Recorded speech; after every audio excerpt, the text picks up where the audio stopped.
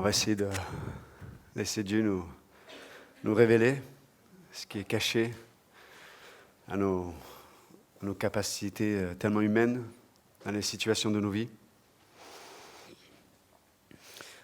Hier, on était sur Lyon avec une équipe, on est allé voir Pasteur David. Alors, on a évangélisé aussi, c'était vraiment extraordinaire. Et on rappelait, après on a fait une étude biblique dans une église chinoise. Et on a parlé de la façon dont Dieu intervient en fait dans les batailles de nos vies. Et on rappelait dans Samuel 17, verset 16, ce Goliath qui vient. Il est énorme, de 1,80 m à peu près, un homme de bataille, entraîné depuis son enfance. Et on rappelait les solutions de Dieu, la provision de Dieu, et jamais celle qu'on aurait pu imaginer. La solution de Dieu pour faire tomber un géant, c'est un enfant. Dieu dit, ok, ma solution c'est David. Et c'est vrai qu'humainement on se dit, mais c'est pas approprié. Même Goliath, il est vexé, quoi. Il dit, mais suis-je un chien que vous m'envoyez vers moi un enfant?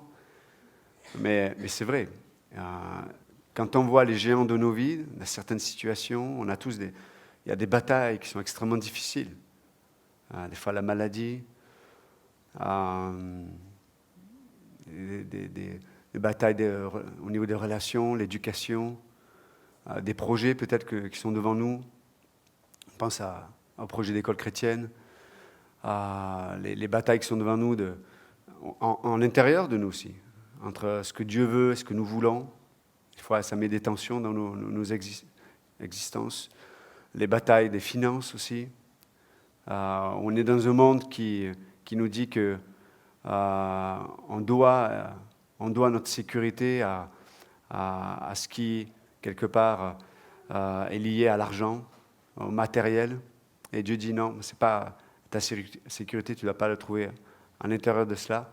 Mais en tout cas, et au milieu de toutes ces situations diverses et variées, peut-être un conjoint pas sauvé, un enfant pas sauvé, au travers de tout ça, Dieu dit, mais j'ai une solution. Et nous, on attend quelque chose de grand, quoi. On attend quelque chose d'extraordinaire, on attend quelque chose qui va mettre plein la vue, quoi. Et comme tu le rappelais, Bruno, et dans le chant de Martine aussi, la solution de Dieu, ça ne met pas plein la vue. David. Et même le peuple d'Israël se regarde dans le blanc des yeux et se dit, mais qu'est-ce que tu fais là, quoi? Qu'est-ce que tu fais là? Nous, on a des situations terribles et Dieu dit, mais ma parole. Et nous, on dit, non, Dieu, non, mais là c'est sérieux, Seigneur, attends, là c'est sérieux, ma situation, là c'est sérieux. Dieu dit, ma parole. Et là on dit, non, attends, t'as pas compris, non, là j'ai ma parole.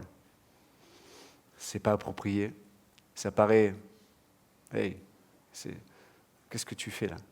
Ça va pas avec ce que je vis. Et Dieu dit, ma parole. Et on voit que David vient et puis d'un coup un jet de pierre et le géant est tombé. Et des fois, nous avons des géants dans nos vies qui ne tombent pas parce qu'on attend autre chose que ce que Dieu nous propose. Quand Dieu nous amène un David, nous dit non, tu restes non, tu viens, non, pas toi. Quand Dieu nous propose une promesse, on dit non, pas toi.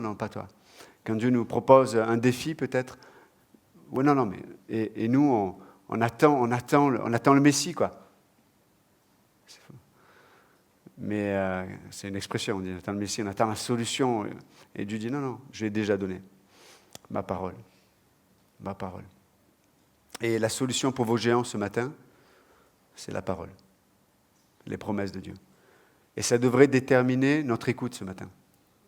Si je comprends ça, ce que nous allons vivre là, pendant quelques minutes, c'est un des moments les plus importants de votre vie aujourd'hui. Je ne sais pas si on vivra demain encore, mais pour aujourd'hui, le moment le plus important, c'est la solution de Dieu, c'est la parole de Dieu qui va être prononcée. C'est un mystère. mais c'est comme ça. Et ça paraît inapproprié, ça paraît ridicule, ça paraît pas grand-chose. Mais Dieu dit, mais c'est ma solution. C'est ça, c'est ma parole qui va faire tomber les géants de vos vies. Donc, laissez ma parole rentrer dans l'arène. Laissez ma parole rentrer dans l'arène de vos batailles. Et comme disait Bruno, j'ai bien aimé. Et arrêtons de raisonner, arrêtons d'être les dieux de nos vies. Et regardez, le peuple d'Israël, ils étaient devenus confiants en eux-mêmes. Et vous savez quoi? Quand il y a eu un guerrier plus puissant qu'eux, ils ont été paralysés. Et vous savez, quand on vit notre vie chrétienne, et en fait, sans qu'on s'en rende compte, on marche de notre vie, on fait des choses spirituelles apparemment, mais en vérité, peut-être on les fait en nous-mêmes. Mais ça ne suffira pas pour les géants de nos vies. Et vous savez quoi? Et comme on n'a pas appris à s'appuyer sur les promesses de Dieu, ces moments-là vont nous amener à être paralysés. On est paralysé par, peu importe l'émotion. En l'occurrence, Israël, c'était la crainte. Mais certains ici, ça va être la jalousie. Certains, ça va être l'insécurité. Il me faut tant d'argent sur mon compte, il me faut ce travail-là, il me faut cette relation-là, il faut que les situations s'arrangent de telle ou telle façon pour être en paix. Mais en vérité, c'est un mensonge. Vous croyez un mensonge. Parce que cette situation idéale, n'arrivera jamais. Il manquera toujours quelque chose, il y aura toujours quelque chose en trop. Donc, la parole de Dieu, les promesses de Dieu, c'est vraiment ce que Dieu veut nous dire. Et si vous voulez bien vous lever, on va tourner ensemble dans l'épître aux Colossiens. Donc, comme chaque dimanche, on fait une étude, une exposition de l'Écriture. Et là, en l'occurrence, nous sommes dans l'épître aux Colossiens. Et ça marche mieux là, non? 1, 2, 1, 2, 2, 2, 2. 1, 2, 2. Oh là, c'est si j'éloigne, vous avez vu? Quand on est loin de Dieu, on n'entend pas bien. Quand on... Ok. Je suis ravi de voir, j'ai oublié votre prénom, les amis d'Estelle. C'est Doris et Loris et Claire. Ah oui, Loris et Claire. Ouais. On a joué au volley ensemble. Hein? T'as gagné ou j'ai gagné? T'as gagné? Ah bon. Parce qu'autrement, je m'assois. Hein. Si tu avais gagné, je suis découragé là. Là, je plaisante. Mais vraiment, un jeune homme et une jeune femme, vraiment incroyable. Vraiment super. Ok, Colossiens chapitre 1. Vous vous souvenez, la semaine, je ne sais plus à quel moment on a partagé cela, mais on avait parlé que Dieu nous avait transvasé, on va dire, arraché de ce monde des ténèbres pour nous placer dans le monde de lumière de son Fils bien-aimé. Donc ça, c'était ce qu'on a vu la dernière fois. Et donc là, Paul va traiter un sujet extrêmement important parce que la personne de Christ elle-même était remise en question par les Colossiens. Mais en tout cas, Colossiens chapitre 1, verset 13. Qui nous a délivrés du pouvoir des ténèbres et nous a transportés dans le royaume du Fils de son amour, en qui nous avons la rédemption, la rémission des péchés, qui est l'image du Dieu invisible, le premier-né de toute la création, car par lui ont été créées toutes choses, les choses qui sont dans les cieux et les choses qui sont sur la terre, les visibles et les invisibles, soit trône ou seigneurie, principauté ou autorité. Toutes choses ont été créées par lui et pour lui. Et lui est avant toutes choses et toutes choses subsistent par lui. Il est le chef du corps de l'assemblée, lui qui est le commencement, le premier-né d'entre les morts, afin qu'en toutes choses il tienne, lui, la première place, car en lui, toute la plénitude s'est plus à habiter.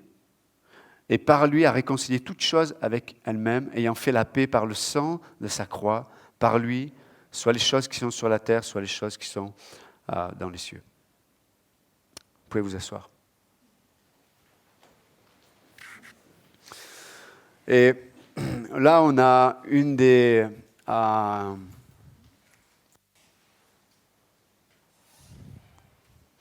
une des apologies les plus merveilleuses du Nouveau Testament concernant la personne de Jésus-Christ.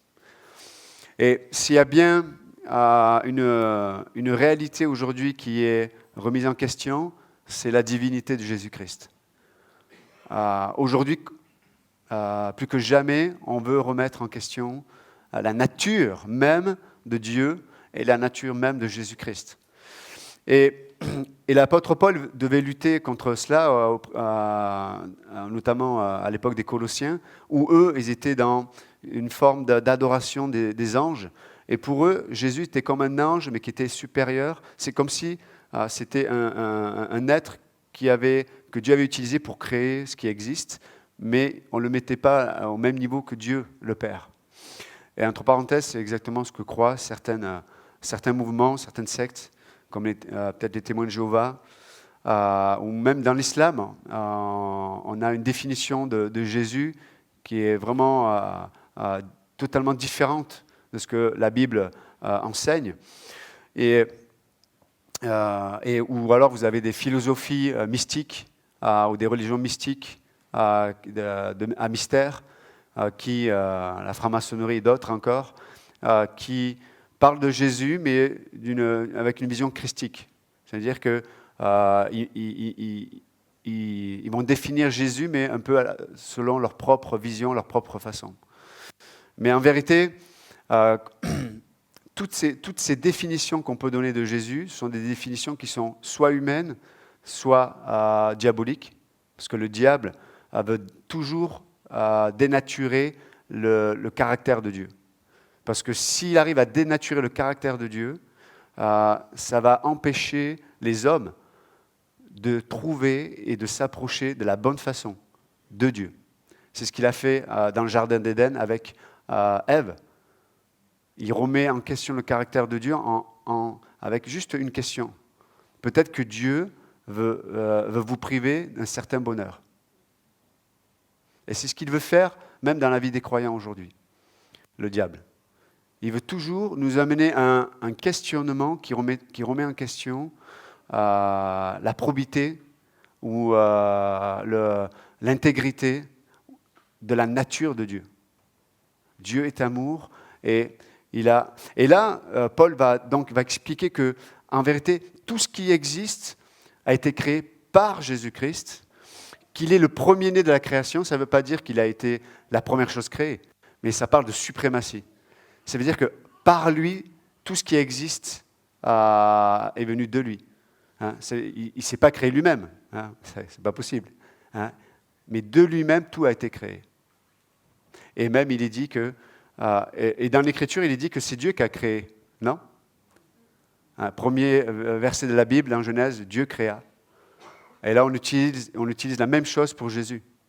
Tout a été créé par lui, en lui. Et il y a un but.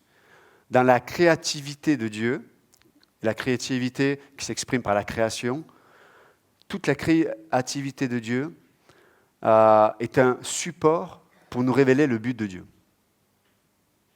Et entre parenthèses, nous avons besoin, nous, en tant que croyants, d'avoir de la créativité ou de recevoir la créativité de Dieu, des fois, pour amener quelqu'un ou nous-mêmes dans le but que Dieu nous propose.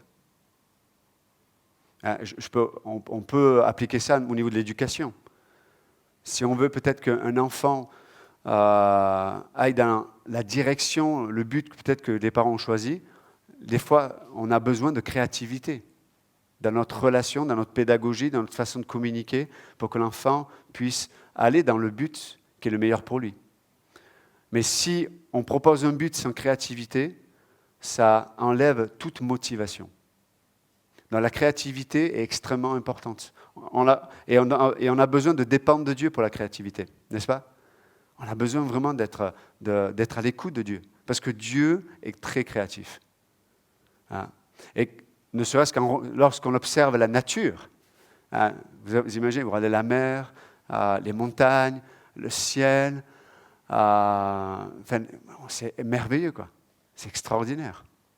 Et pour autant, Dieu dit que la plus haute forme de la créativité de Dieu s'est manifestée dans l'homme.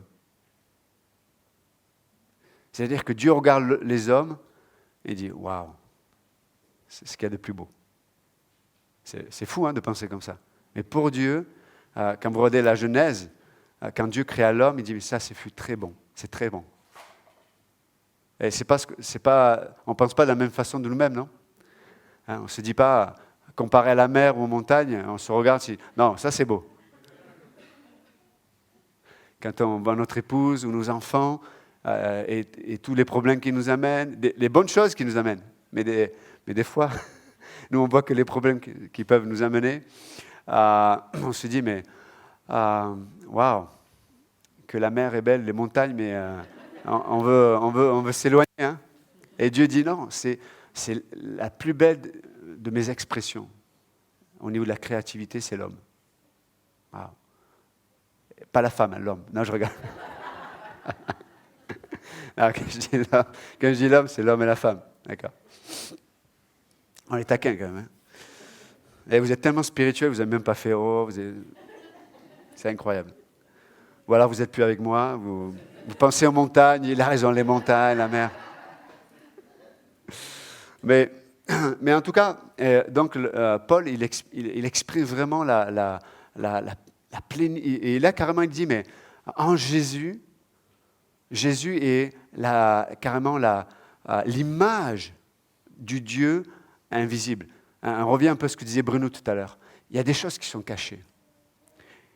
Et Dieu choisit de les révéler. Et Dieu s'est révélé lui-même en Jésus-Christ. Et le mot image en grec, le mot, littéralement, il est la représentation. Il est la représentation de Dieu lui-même. Il est Dieu. Il est Dieu. Dans Jean 14, il répond à Philippe, il dit, mais celui qui m'a vu, Jésus parle, celui qui m'a vu, a vu quoi? A vu le Père. Waouh! A vu le Père.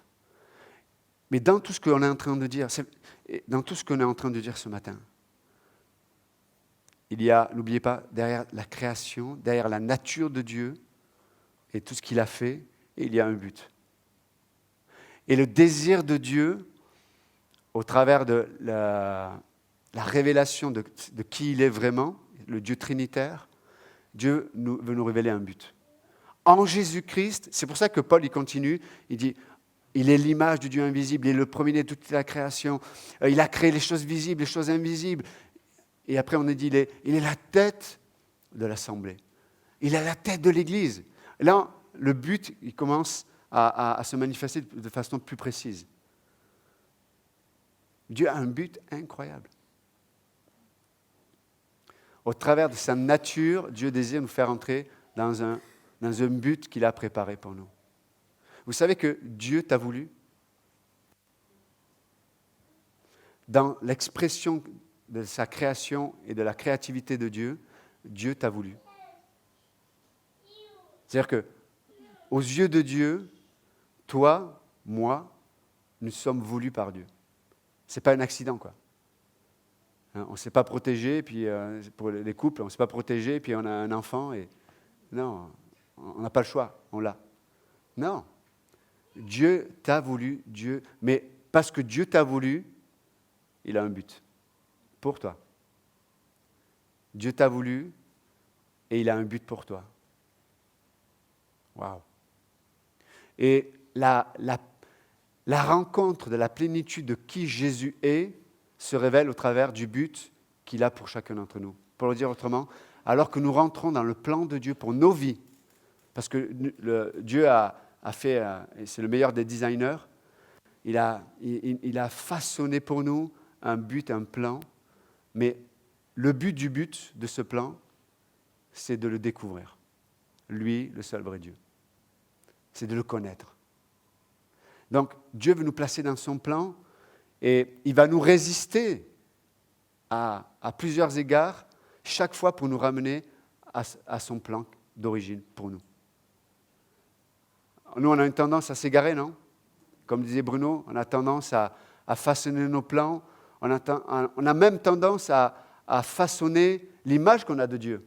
Mais chaque fois qu'on façonne une image de Dieu qui n'est pas celle qu'il a révélée de lui-même, on crée nos propres buts. Et ici, on est une centaine, on est plus d'une centaine ce matin.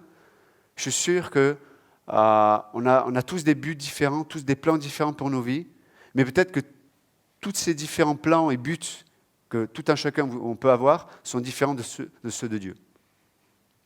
Donc le cœur de Dieu, parce qu'il sait que c'est en rentrant dans le plan qu'il a pour nous, c'est au travers de ce plan-là que nous allons découvrir qui il est.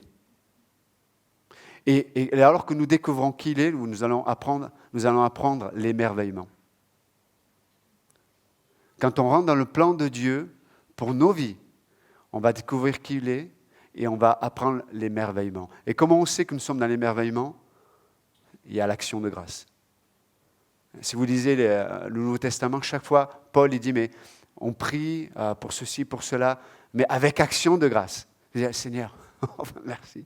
Ce n'est pas une loi, hein, c'est pas, Seigneur, merci. Hein, bon, je avale ma salive, mais merci.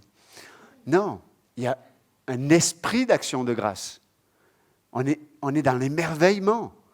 Et Paul était attristé parce que les Colossiens avaient reçu l'Évangile, mais ils n'avaient pas été enseignés sur qui était réellement Jésus-Christ. Et donc, comme ils n'étaient pas enseignés précisément qui était réellement Jésus-Christ, ils ont mélangé ce qu'ils savaient, ce qu'on leur avait enseigné de Jésus, avec leur culture, avec leur environnement philosophique, religieux, etc. Et c'est le piège dans lequel chacun peut tomber ici. Si on ne scrupte pas l'Écriture avec une attitude d'écoute du Saint-Esprit, on va se faire automatiquement une image de Jésus qui n'est pas réelle. Et donc, on va créer notre propre volonté, notre propre plan. Et on va dire, Dieu m'a parlé. Mais en vérité, Dieu t'a parlé, mais on reconnaît un arbre à ses fruits? Est-ce que les fruits de ce Dieu m'a parlé, c'est l'amour? Est-ce que c'est la patience, c'est le pardon? Est-ce que c'est l'unité? Éphésiens 4. Hein? Rechercher l'unité, vraiment, rechercher l'unité par le lien de la paix. Donc, quels sont les fruits du plan dans lequel je suis rentré? Ne me dites pas ce matin, ici, qu'il n'y a pas une seule personne qui a un but pour sa vie, à court, moyen, long terme. Moi, ma question, c'est, est-ce que ton plan, est-ce que ton but pour ton avenir est celui que Dieu a prévu pour toi? C'est ma question. C'est ma question. Des fois, nous n'avons pas la provision de Dieu parce que nous ne sommes pas là où Dieu est. Regardez dans Luc 15, le fils prodigue. Le père scrutait tous les jours. On comprend dans le texte. Hein, il n'avait pas un drone quelque part qui suivait le fils en disant « Ah, il arrive, je le vois ». Non, tout le temps, il devait scruter au loin, dire « Il va revenir ». Tout le temps. Et un jour, il est revenu. Et donc, il était présent. Mais qu'est-ce que le Père a fait? Il a attendu que le Fils revienne. Qu'est-ce que Dieu fait dans nos vies? Il veut nous ramener là où il se trouve lui. Il veut nous ramener là où il se trouve lui. Nous, on s'égare. Nous, encore une fois, on fait notre propre volonté. On façonne nos plans. Et comme on est dans notre culture occidentale, notre culture nous instruit selon la moralité, le bien et le mal. Et du moment où on se trouve dans le bien ou le mal, dans le bien, on va dire, voilà, notre conscience est tranquille, on se dédouane de tout. Mais le plan de Dieu, la volonté de Dieu n'est pas dans la moralité. Elle est dans la vie ou la mort. Elle est dans la spiritualité. Et nous, parce qu'on n'est pas dans la vie ou la mort, dans la vie de Dieu que Dieu nous propose, on est dans cette moralité et on devient des juges, comme dit Bruno tout à l'heure, on juge les gens, on juge des frères et sœurs dans l'église parce que moi je ferai comme ceci, je ne ferai pas comme cela, moi je parlerai comme ceci, je ne parlerai pas comme cela, etc. etc. Et on façonne des choses qui amènent une division entre nous et pas une unité. Et où est la volonté de Dieu là-dedans? Où est l'expression de la nature de ce Christ qui a tout créé, qui a une créativité extraordinaire et qui est le chef, la tête même de l'Église? Dieu désire nous amener à sa volonté, à son plan, afin que nous puissions le découvrir. En tant que croyant, la question, et encore une fois, je ne pose pas des questions pour qu'on soit dans l'introspection remplie de culpabilité, mais je pose des questions pour que nous puissions sincèrement, avec transparence, se positionner vis-à-vis de Dieu correctement. Ma question, et la question qu'on peut se poser les uns les autres, c'est est-ce que j'ai découvert Jésus-Christ ? Peut-être hier, aujourd'hui, d'une façon différente qu'il y a quelques semaines, mois ou années. Est-ce que j'ai été touché ? Est-ce que j'ai été émerveillé par ce Jésus-Christ que Paul décrit dans ce passage ? Depuis combien de temps je n'ai pas été dans la reconnaissance, un esprit de reconnaissance du Seigneur ? Wow. Les situations n'ont pas changé. Mais tu es merveilleux. Depuis combien de temps ?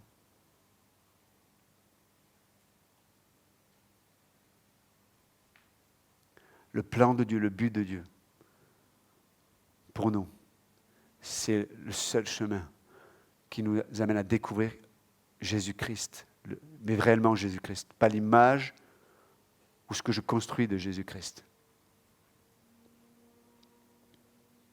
Et du coup, c'est vrai que des fois, et si vous suivez le texte, on verra la prochaine fois, la première notion que Paul va amener, c'est la notion de réconciliation.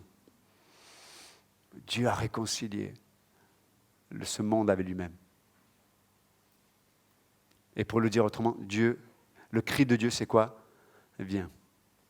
Le cri de Dieu, c'est viens. Le cri de Dieu, c'est fais-moi confiance, marche dans mes plans. Mais Seigneur, comme dit Bono, je ne comprends pas. Moi, je désire avoir un bon travail, moi, je désire avoir une bonne maison, que mes enfants soient bien éduqués, etc., etc., etc. Et Dieu peut-être te dit, non, viens étudier la parole de Dieu. Ne sois pas un chrétien du dimanche. Mes amis, je suis attristé profondément par le christianisme d'aujourd'hui. Et quand je parle du christianisme d'aujourd'hui, je m'englobe, par même ma propre vie vis-à-vis de Dieu. On est tellement naturellement religieux, on est tellement naturellement, humainement satisfait de notre façon d'être ou de faire que quelque part Dieu, il est mis de côté.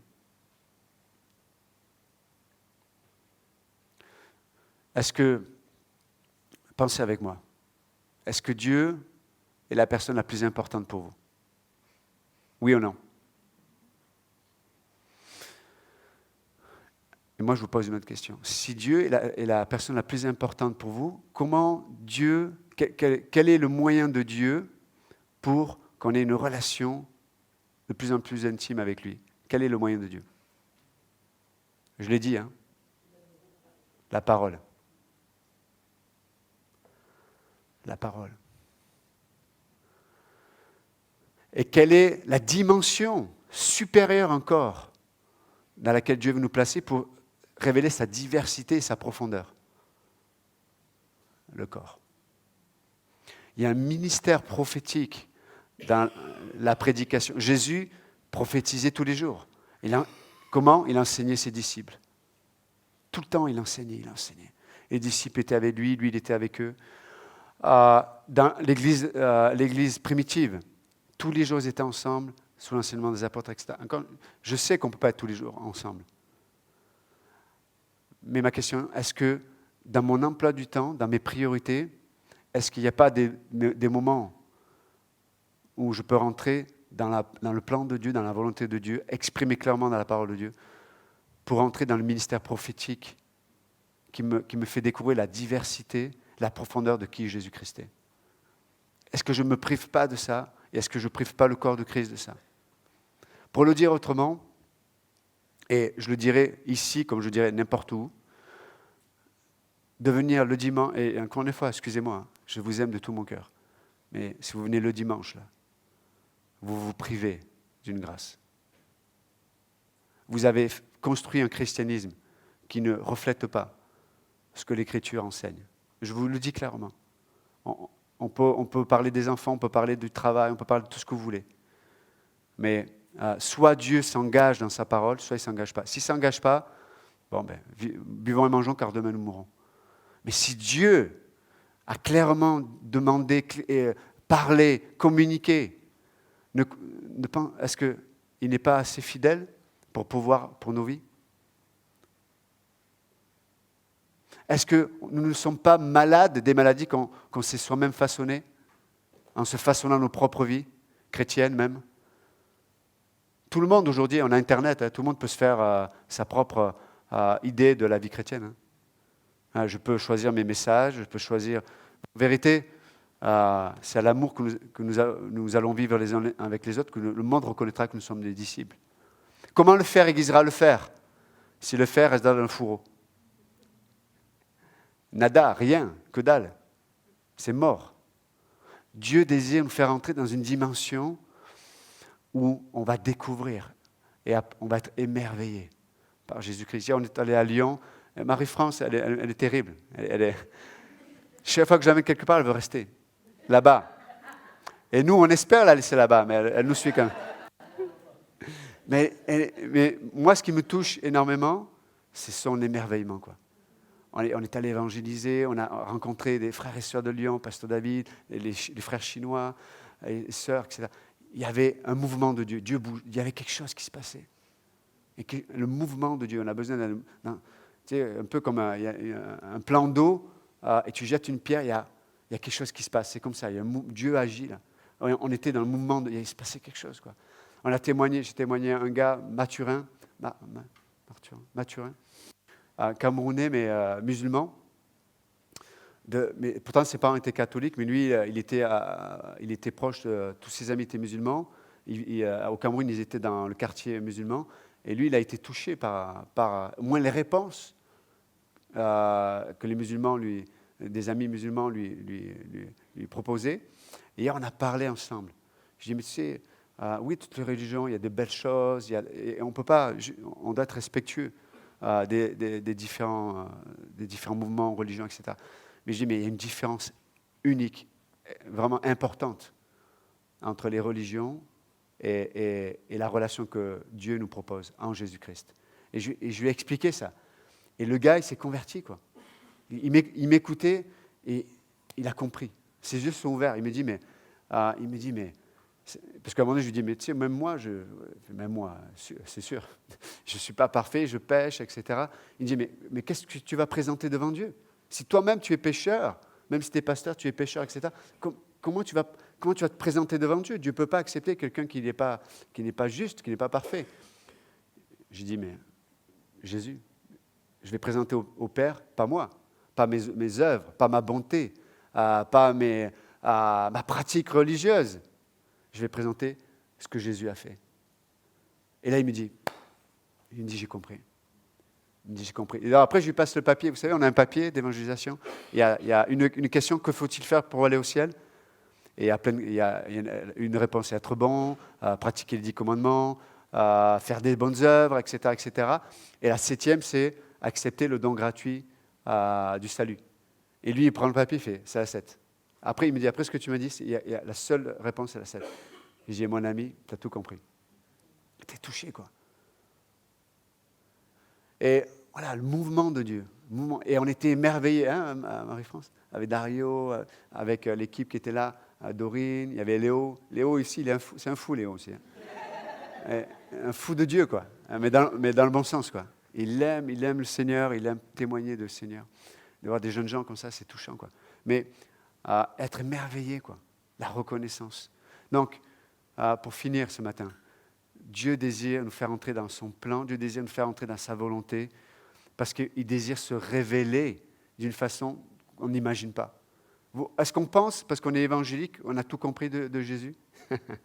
Laissez-moi rigoler. On devrait être comme des enfants, là. Tu sais, un peu comme dans des fois les films ou les dessins animés, où tu mets un enfant comme un parc là, d'attractions, mais il n'y a que des bonbons partout, quoi. Tu vas d'une maison, un chocolat, des maisons ou des bonbons, je ne sais pas ce que vous aimez, mais et plus tu avances, et puis il y a des choses qui sont incroyables, quoi. Quand tu penses, tu dis, mais là, il ne peut pas y avoir quelque chose de mieux que ça. La cabane en chocolat avec des cacahuètes, avec des... je ne sais pas. Tu dis, mais il ne peut pas avoir mieux que ça. Et tu sors, tu as un château Qu'est-ce qu'il y a mieux que le chocolat cacahuète? Ah quoi? Eh, vous êtes gourmand. Hein? C'est un péché ça, vous avez pour Dieu votre ventre. Hein? Mais non, et quelque chose qui est encore plus grand, merveilleux quoi. Et c'est exactement... soyez avec moi. Commencez pas hein? Et il ne m'écoute plus là, il pense qu'à manger. Mais pour finir. Ok. Et c'est étonnamment, c'est les femmes qui parlent plus de... Je ne sais pas pourquoi. Mais non, mais pour finir, c'est pour ça que c'est extrêmement sérieux ce qu'on dit ce matin. C'est la volonté de Dieu, le plan de Dieu ne peut pas se révéler à nous sans qu'on soit défié. Si vous n'êtes pas dans une position où on vous défie, où la parole de Dieu vous défie, où nos relations interpersonnelles nous défient, tu ne peux pas grandir. Tu ne peux pas être à l'endroit où Jésus-Christ va être exposé d'une façon dont jamais tu aurais pu imaginer. Quand les disciples de Jean veulent suivre Jésus, et on va te suivre Jésus. Jésus dit, mais les renards ont des tanières, et les oiseaux, je ne sais pas quoi. Et il dit, mais moi, je n'ai pas d'endroit où poser ma tête. Tu es sûr que tu veux me suivre? Oui, ok, viens. Et effectivement, il y a eu des défis, quoi. Donc, Dieu veut gagner nos cœurs, mes amis. Il veut se révéler. Il veut que nous soyons un peuple qui soit dans un esprit de reconnaissance, d'émerveillement, quoi. Amen. Et c'est ce qui rafraîchit nos âmes. Parce que autrement, regardez, vous savez, le christianisme, on a fait le tour. Hein. On vient le dimanche. Très souvent, les gens s'assoient sur les mêmes chaises, à peu près. Il y a les mêmes personnes qui chantent ou qui essaient de chanter. Je parle pour moi. Et, les musiciens, même s'ils sont extraordinaires, etc., mais à un moment donné, bon, on connaît la... Comme dit... Le flic de Beverly Hills, vous savez, il est en prison. Je connais la musique. Bon. C'est Eddie Murphy, je crois qu'il disait. Mais à un moment donné, on connaît la musique. Mais ce que Dieu veut, c'est pas de nous proposer une musique qu'on connaît. Il veut se révéler à nous. Comme Paul a voulu révéler Jésus-Christ aux Colossiens. Donc ce matin, on s'encourage. Je dis, Seigneur, aide-moi, comme disait Bruno, à ne pas résister. Aujourd'hui, si tu entends sa voix, n'endurcis pas ton cœur. Ne trouve pas d'excuses. Et juste, Seigneur, au secours, aide-moi, mais je te veux. Ça coûte un prix, ok, je suis prêt à le payer. Ça va coûter le prix de racheter le temps, je veux bien. D'avoir des priorités différentes, de passer ok, je te fais confiance. Mes amis, Dieu prend soin mieux de nous que nous-mêmes, on peut prendre soin de soi-même. Seigneur, merci encore ce matin pour ta parole. Merci pour la beauté de qui tu es, Seigneur. En toi, Seigneur, toutes choses ont été créées par toi, en toi et pour toi. Tu es le premier-né de toute la création, Seigneur. En toi habite la plénitude de la divinité. Jésus-Christ, tu es Dieu. Et pourtant, tu t'es caché au milieu de nous. Et ton amour s'est révélé à la croix. Oh, quel amour, Seigneur. Seigneur, aide-nous à ce que notre amour ne se refroidisse pas. Aide-nous, Seigneur, à être des croyants émerveillés par qui tu es. Aide-nous à accepter de te suivre. Là où peut-être on n'a pas envie d'aller. Mais Seigneur, c'est te connaître dont nous avons besoin. Aide-nous, Seigneur. Aide-nous, Seigneur, à accepter le but que tu as pour chacun d'entre nous. Parce que c'est toi qu'on veut découvrir.